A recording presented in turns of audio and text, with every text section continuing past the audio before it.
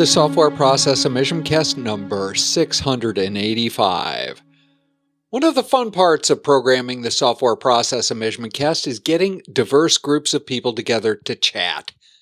In this edition of the podcast, Jon Quigley, Jeremy Willets, Jeremy Berriault, Kevin Rush, Susan Parente, and myself convened to discuss what we learned about work in 2021. The last few years have been extraordinary, both good and bad. When you live in times like these, it's incumbent on all of us to learn from them. Are you ready to retrospect on what we learned working in 2021? It's time for the conversation. Kevin Rush, Jeremy Berriault, Susan Parente, Jeremy Willets, welcome to the Software Process and MeasurementCast. Great to be here. Great to be here. Thanks for having us, Tom. Excellent. So let's dive right in. 2021. It was almost like deja vu, right? 2020, 2021. Maybe since all of us are living through the end of 2021, we understand variance. Maybe 2021 was a variant of 2020 kind of thing. Oh, okay. That was probably not as good a joke as it was in my head. But there are probably things in 2021 that we want to keep. Many of us got together at the end of last year and we're talking about what we thought the world would be in terms of the workplace in 2021 and things that we had discovered, like being able to, go to Zoom meetings around the world and have all sorts of input that we wanted to keep in 2021. What is it that worked for you in 2021? Well, I'll start out with that. So this is a really basic, simple thing, but I live outside the DC area. Most of the work I do is either in DC or in the New York City area, which includes New York, New Jersey, Connecticut. And I worked remotely on a federal contract in the DC area and did so from my home and didn't have to drive in. And that was awesome.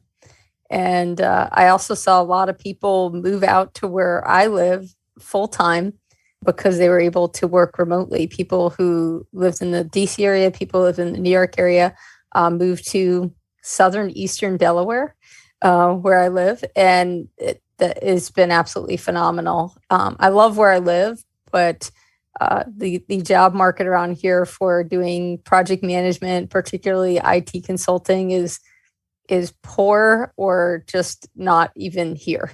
So working virtually has been something I've done for quite some time. And I also drive into client sites, but it's been amazing. I had full-time job working remotely, worked with a team where cybersecurity contract. My team was anywhere from Maine to California and did so pretty seamlessly for our client in the DC area. Just really awesome. Mr. Rush. To piggyback on that, me personally, along with that, I'm not new to this.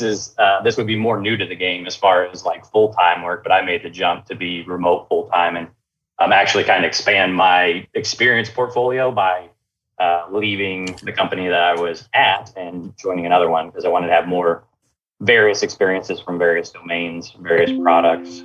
So that was a big jump for me. So now I'm 100% remote and figuring that out. Along with that, like kind of discovering stuff, I've discovered new ways to train people, train teams of teams, value streams and whatnot, using more online tools, typical stuff I was using before, but really trying to think through continue to level the playing field as much as possible across the organization. And one thing that was nice was usually when I've always worked with companies that have one or two kind of electrons, remote people that are orbiting, which is very difficult and very challenging because they're always a second thought, no matter how much, effort you do to kind of either pair somebody with them like an avatar or whatever. It's just so it's like defying gravity. But this is, in one sense, allowed you to level the playing field, or at least get the idea that we all need to level the playing field. So that's what I think I discovered that was valuable, using those tools and continue to collaborate online. I like how Kevin's point about leveling the playing field from a remote perspective. The company I work for now has obviously made the shift to being significantly remote over the past couple of years. And it's definitely helped me personally build a lot of connections with folks who I wouldn't normally have FaceTime with, folks who are overseas. I'm not going to be hopping on planes anytime soon to go see them in person. So being able to hop on calls with them, whether it's early in the morning or late in the evening, has been really refreshing to be able to just to get to meet them as people and to get to actually see them as people too, as opposed to just a voice that you hear on a conference telephone somewhere in your office early in the morning has been really refreshing and great. Jeremy? I just wanted to key off two things that Kevin said, and I know everybody wants to kind of answer the question, but it's just kind of interesting to hear. So first of all, I've been teaching people about working virtually, doing virtual project management for many years. And one of the things that I say is the most difficult is a hybrid virtual, where you have some people who are remote and most people who are not. And like you said, people get forgotten. So it's very interesting now that like everybody on the team's remote, that doesn't happen. And so I think there's something to be learned there in the future when people do go back to the office. I think there'll be an appreciation for people working remotely and bringing them in a way and not forgetting about them. There's just simple things like if you're on a conference call and you're in a room together, every now and then you interject and say, hey, anybody on the line have something to contribute? Is there anything that you want to share? If you hear somebody join the line, you stop the conversation and say, hey, who just joined? Actually, somebody once told me like that was interruptive. And I'm like, yeah, it's actually interruptive for them to join late, as it is for somebody to walk into the meeting room late. But you still have to acknowledge that they're there. Everybody needs to know who's on the call all the time, right? But the other part about it is I do a lot of training. And so my ability to train virtually not only made it easier for me to teach virtually, because I've been doing so for years, but I also was able to help other people make that leap, because it is very different to do an effective virtual training class than it is to do one in the classroom. It's a different skill set. I like both for different reasons. The logistics and convenience of teaching online is great. I do like people and I like being in front of people, but having to drive many hours and take all that time for travel, I don't like. It's interesting how those things show up. So anyway, that's what I wanted to share about that. So thank you, Kevin and Jeremy. Without the tools, though, virtual is just telephone and conference calls, which is low end and probably has very little quality in terms of delivery. Jeremy, as right now on the call, being the only one outside of the States, is remote work different for you? Yeah, before most of the companies that I worked with, like they were already spread across. Like there'd be an office in Toronto, an office in Boston, an office in LA. So I was already kind of used to having those type of conversations. But as you said, like kind of conference calls, dial in on the phone, very, very, very low end. I think what happened over the past little while, especially in 2021, I found a lot easier for me as a coach, agile transformation, all that I can easily go on Teams or Zoom. And as we go through stuff, I can share a link right away saying, hey guys, here, take a look at this. I can share information right away. No different than kind of pop my head up on a desk where everyone's around saying, hey, take a look at this. So that I found a lot more, especially in my current position, where they're using an offshore model and they're distributed all over the place. Where if I were to compare previous projects where they had a distributed model, that like the productivity I'm seeing now is way better than what it was just using kind of those conference calls. I think it's to the point where you had that outlier, that electron kind of spinning around. I think that for me is gone. I think everyone's starting to see that, yeah, we should be able to all work together. It's no different. It's just we're all sitting in a different spot, not across from each other. They're using the technology to get to what they need.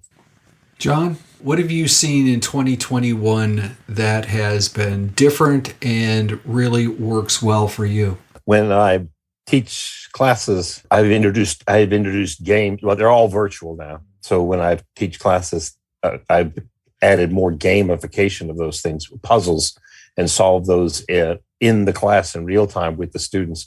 That's an engagement mechanism besides facility, not just sit here, go through a bunch of PowerPoints. Some kind of mechanism we went through this stuff. Do you really understand it? Here's some puzzles. You have to understand it to solve the puzzle.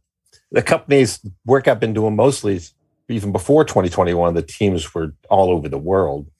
They did go into offices, but they were all over the world. Manufacturing might be in Mexico. One of the mechanical design engineer might be in Poland. The electronics people would be in Germany or something like that.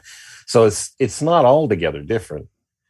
The only difference is now, instead of them being actually in an office, they are they're largely at their home too. The exception of some of the engineers, which this is the part that I think might be difficult, even as you guys have noted. Distributing the team seems to be okay. Getting the work done, it's easy to communicate. If you're an engineer and you're working in a team with other engineers, I'm not sure these tools are perfect for those impromptu puzzles and collaborations and opportunities that you see together and can just instantly start digging on without having to go through who's on teams, can I get to them now, kind of sort of thing. So we're better then, but I'm not sure we're exactly where we want to be for sure. So perhaps my sort of soliloquy up front is that 2021 really is just a variant of 2020, and that we really haven't progressed a huge amount, because the big shock to the system was back in 2020, and now we're just honing the edge. I said I wouldn't disagree with that. I'd say you're probably right. I think the big thing I saw in 2021 is that in 2020, people were doing things to kind of fill the gap. And in 2021, I saw organizations solidify, not all of them, obviously, but many of them solidify a remote work. So one of my friends, her company went entirely remote. They have a small headquarters for particular meetings they might have on occasion, but they made that decision.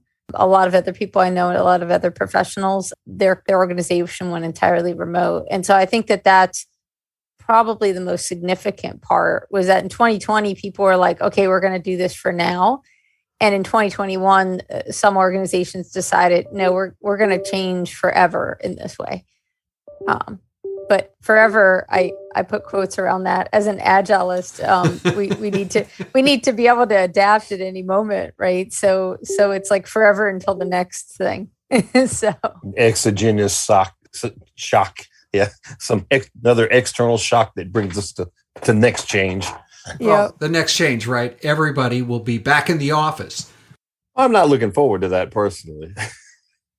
Well, John sort of hit on an interesting point about why people might end up wanting to come back into the office someday. It's this idea of less asynchronicity and more synchronicity. Being able to solve problems with people in the same space. That's still, I tend to agree with John. It's a problem that has not been figured out, particularly in environments where you're dealing with physical hardware, with physical actual things that people touch. Yeah. The idea that gee, so-and-so is on site today. Well, what does that even mean? They're on site, but the rest of the team that's going to try and help solve a problem is all distributed around the rest of the world trying to help figure things out. That's really hard. That's really a tough nut to crack. I have been part of 7 patents, and every one of those had a lot of the interaction you just described. Mm-hmm. It's somebody with a conundrum. It's a what if moment, and a lot of times it wasn't even in the lab, but it was people, for example, a significant number of those, I can recall 3 of them at least, had origins. I'm not a smoker. Okay. But some of the team members were, and I live in North Carolina, and the weather is often really nice. And they would go outside and we would be working in the lab on some thing, right? Some project or product. And I'd go out there with them, either because they had something they were chewing on and I wanted to chew on it with them, or I had an idea that we needed to kind of kick around. And some interesting things come out of those conversations. And I'm not sure that works exactly the same way virtually. Well, yeah. Well, to your point, happenstance is what I would kind of talk about versus, you know what I mean? Like these just naturally organic happenstances. And there's a lot, serendipity. There's a lot of brain science actually behind that. Like you go, like my wife went, she's going for a master's in counseling right now. And so they talk a lot about, connecting the left, right part of your brain for healing and stuff, and going on walks and stuff like that is part of it. It connects new synapses, new options in your brain. And that's what they do a lot with like healing. It's called MDR therapy.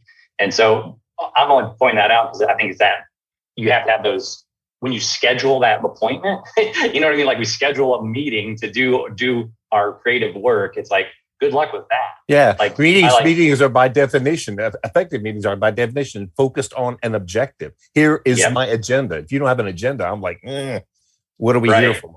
It's like asking a musician, hey, write a great song right now. I can do the repetition of writing the song, but it's like, do it right now. It's like, oh, okay. Here's something. It reminds me of, through IT technology stuff, things have been come from a point of like centralized computing to decentralized computing.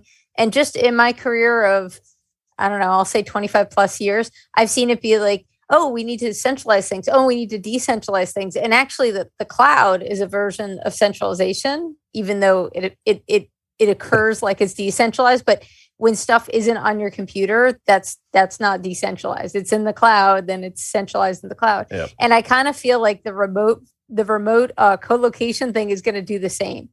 So people are going to say, oh, well, this remote thing is really great. And then they're like, man, we really miss that like ad hoc collaborative thing. And then there's going to be a pull for doing that.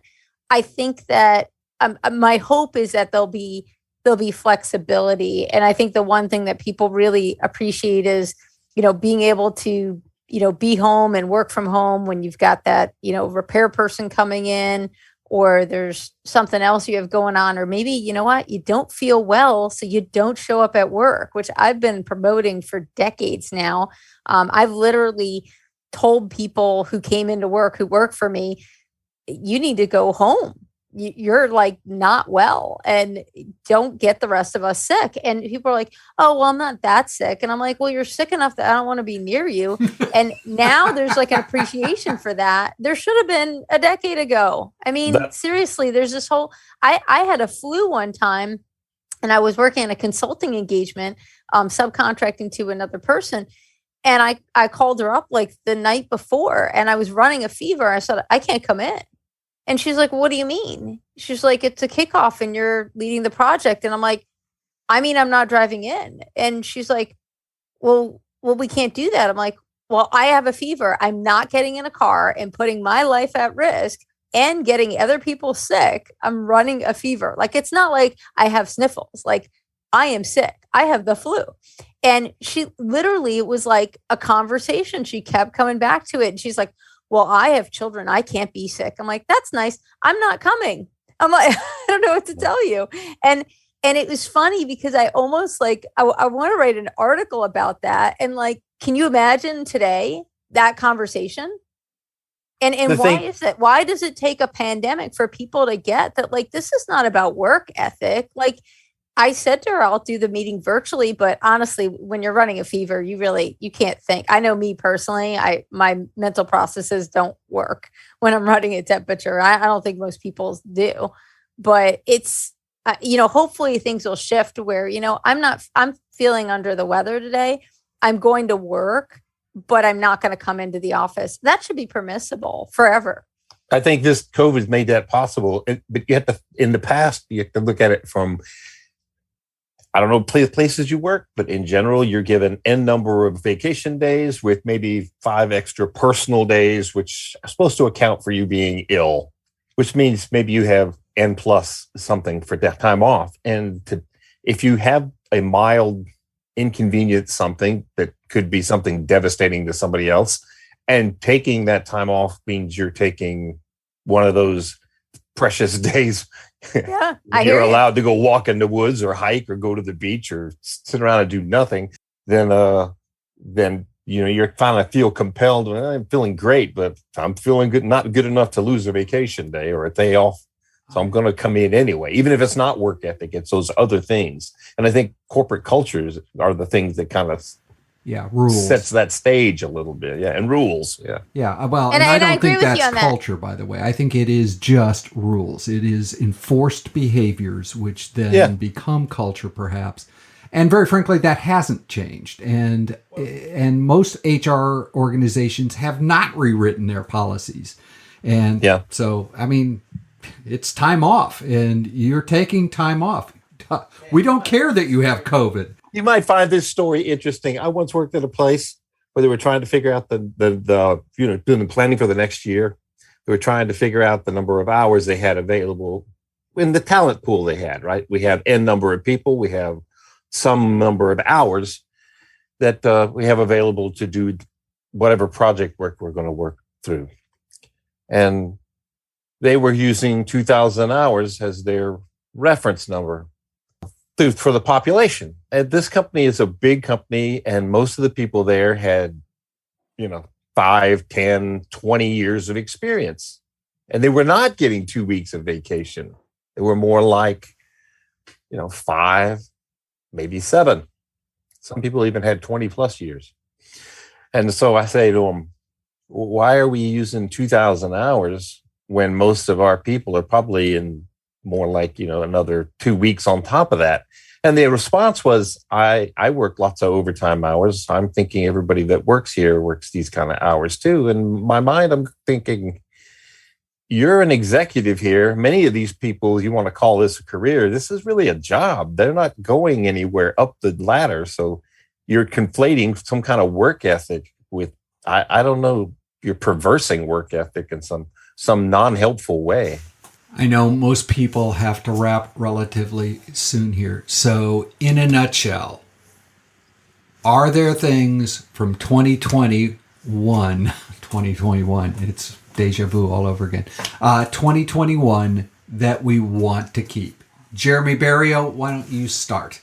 I think to keep right now, like I'm using Team, Slack, you name the communication tool, and like the virtual whiteboards. Like I created for a couple teams a virtual big room using whiteboards and Teams, and it's working out really well for them. It took them a while to get used to it, but in the end, it helped with a lot of kind of putting stickies on walls and stuff like that, and for everyone to see what's going on to help out and share ideas.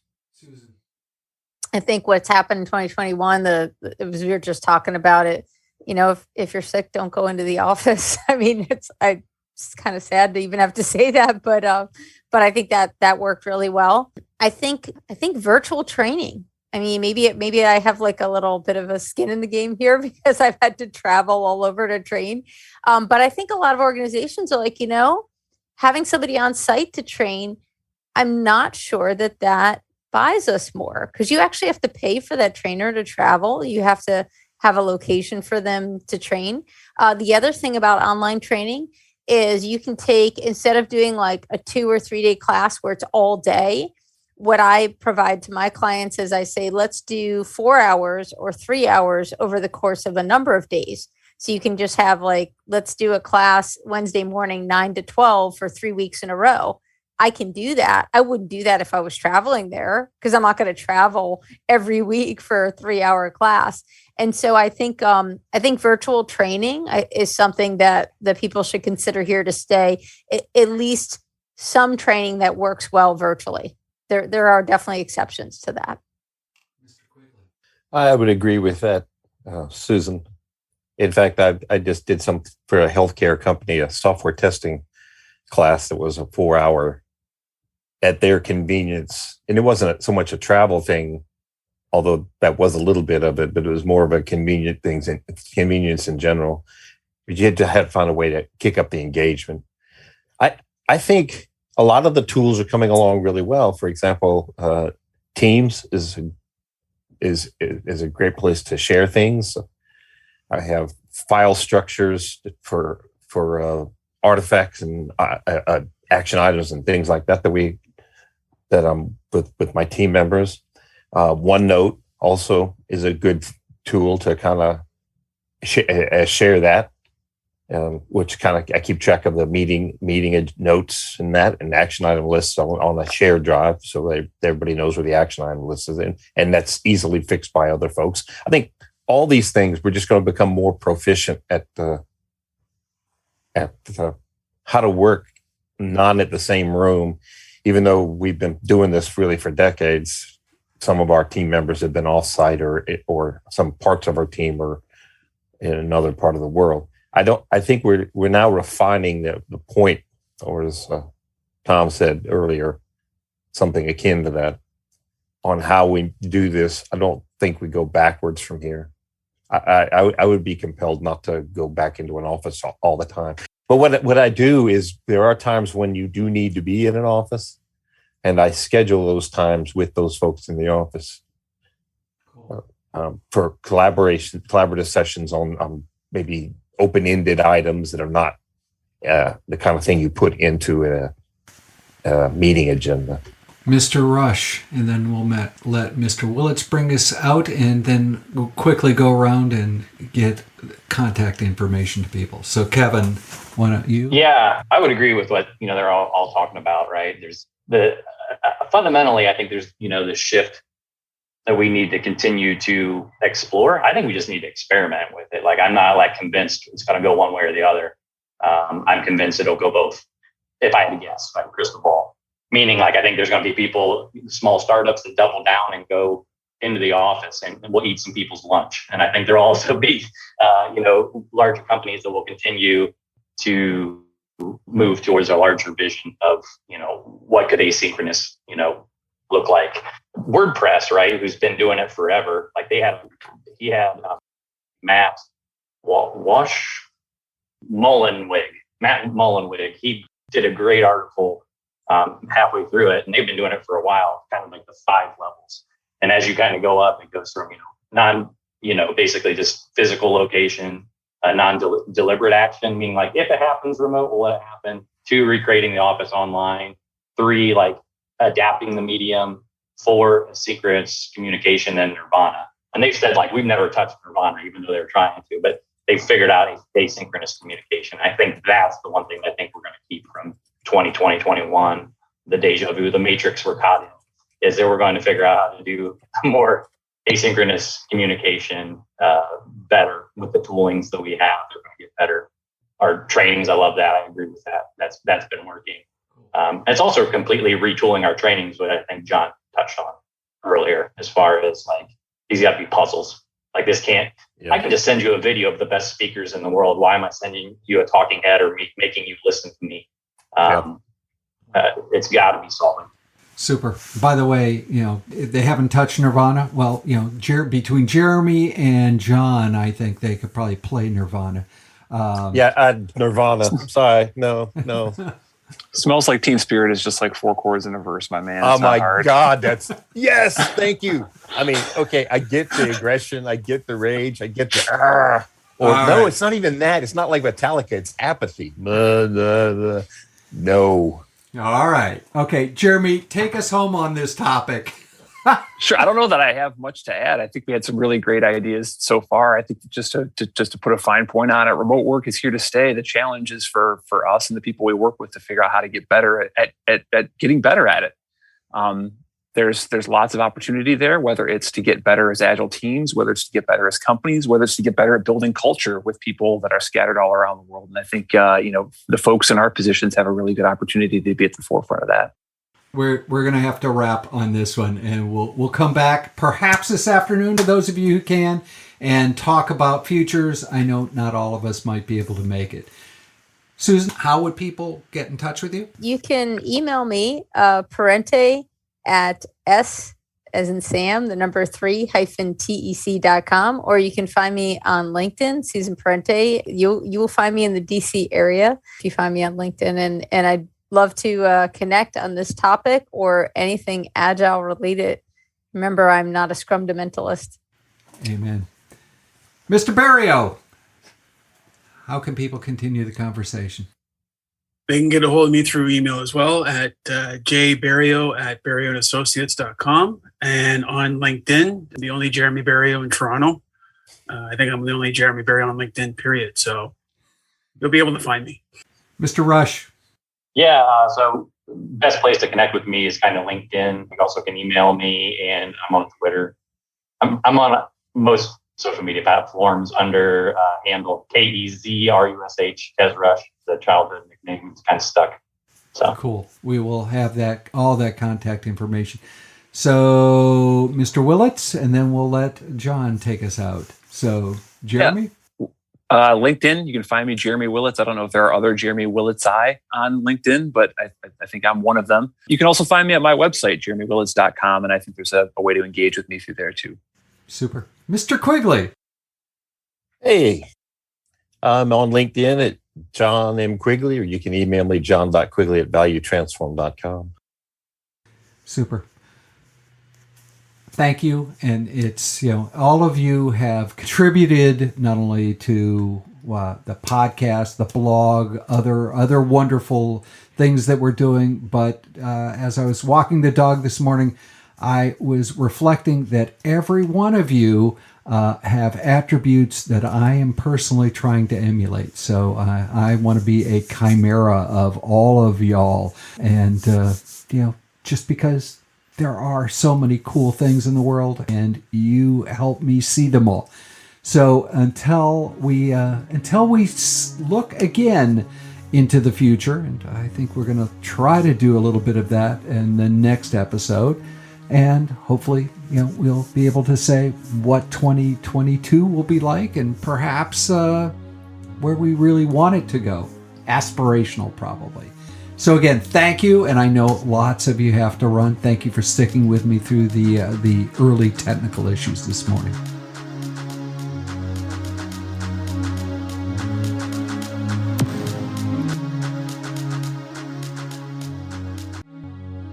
In Reread Saturday News, Week 2 of our reread of Agile Conversations by Douglas Squirrel and Jeffrey Fredrick tackle Chapter 1, Escaping the Software Factory. The idea that software development and maintenance fit a factory model in which people are fungible and that processes are deterministic is a thing in 2021, as it was when this book was written. I've always been hard-pressed to buy the factory/manufacturing model. I've worked on an assembly line. One of the jobs I had was building tires for Firestone Tire and Rubber Company at their plant in Memphis. That job was one of the reasons I made sure I went to university. Whether the assembly line model was truly appropriate even for tire manufacturing would be an interesting debate. At the very least, software development and maintenance are better served by team-based collaborative approaches. Words like team-based and collaboration require communication so that rigid processes and micromanagement can be minimized. My experiment of the week from the reread. I originally planned to begin experimenting with the ideas from Agile Conversations with Chapter 2. However, Chapter 1 reminded me of the need to take a mindset-centered approach to change and to incorporate the ideas of convened. I will review my decisions this week to assess whether I am getting lazy and assuming that situations are more deterministic than complex, and therefore not putting myself in the right place to collaborate. In the next Software Process and Measurement Cast, a second panel discussion with some of the same people and a new mixer with a focus on hopes and aspirations for 2022 and beyond. Next week, we'll spike the ball on year 15 of the Software Process and Measurement Cast. If process improvement is a never-ending journey, why do so many people ask, are we there yet?